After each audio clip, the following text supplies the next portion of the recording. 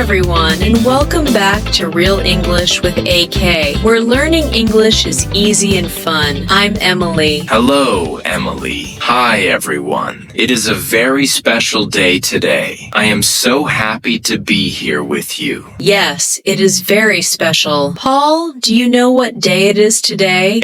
Let me think. It is Wednesday, December 31st, 2025. It is almost the end of the year. Exactly. This is our last podcast episode of 2025. Can you believe it? Wow. No, I cannot believe it. Time flies. 2025 was a very, very big year for us. It really was. I feel a little emotional today. We started this year with a small dream, and now look at us. I agree. We learned so much this year, and our listeners learned so much too. I see so many people speaking better English every week. Yes. Before we talk about our news, we want to say something very important to everyone listening. Oh yes, a very big thank you to all of you. Thank you for every like you gave our videos. Thank you for every time you click that subscribe button. It helps our channel grow so much. And thank you for the comments, Emily. I love the comments. Every morning I drink my coffee and read the comments from our students. Me too, Paul. It is my favorite part of the day.